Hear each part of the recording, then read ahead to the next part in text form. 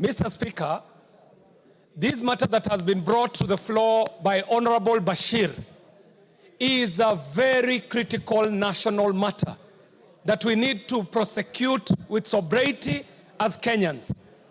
Mr. Speaker, there is no member who would rise on the floor of this House to support atrocities by any uniformed officer against our citizens. And in fact, we are not here to say whether the Kenya Army or the Kenya Defense Forces have done right or done wrong, because it is not in our place to judge them.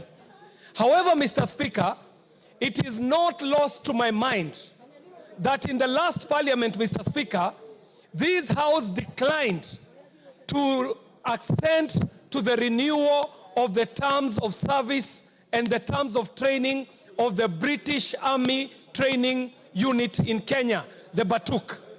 Mr. Speaker, when we refused to sign up and regularize BATUK's presence in Kenya, we took a hitting as a House, Mr. Speaker.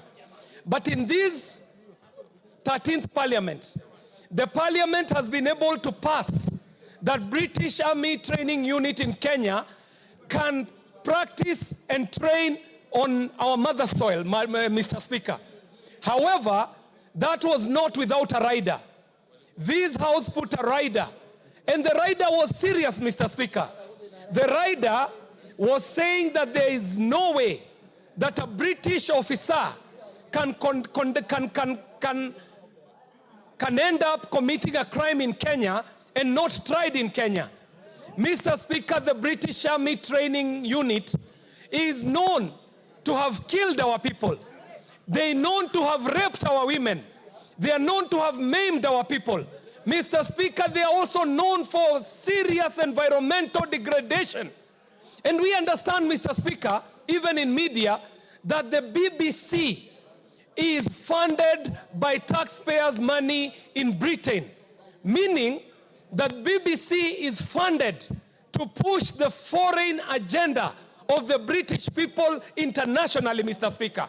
And so we must know, is BBC speaking as a mouthpiece of the government and the people of Britain?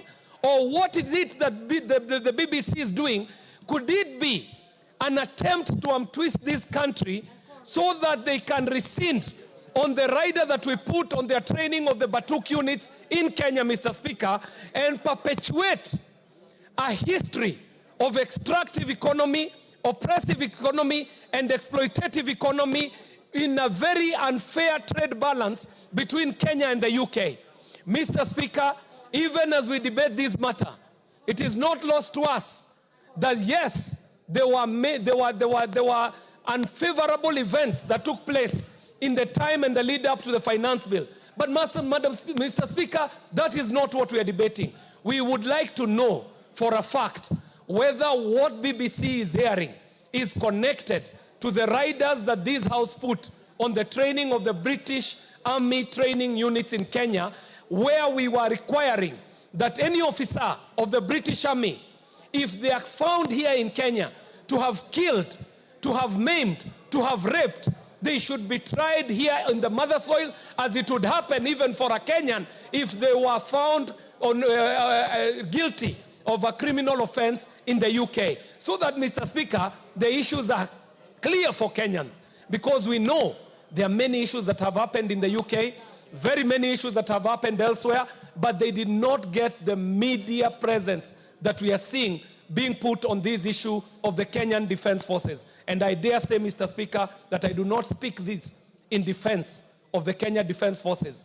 I speak this to frame the issues, so that even as we are talking about this issue, we know that there could be an interest that is an ulterior interest being pushed with these media reports, because I know as a media practitioner, there is never a news item that appears on a prominent media station that is an orphan.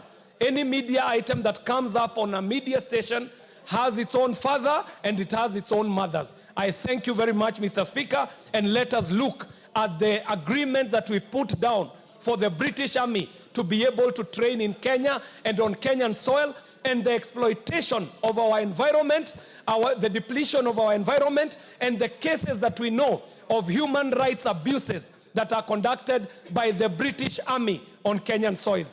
The killing, the maiming, and the raping will not go unnoticed, and we will not keep quiet about this issue. Thank you very much, Mr. Speaker.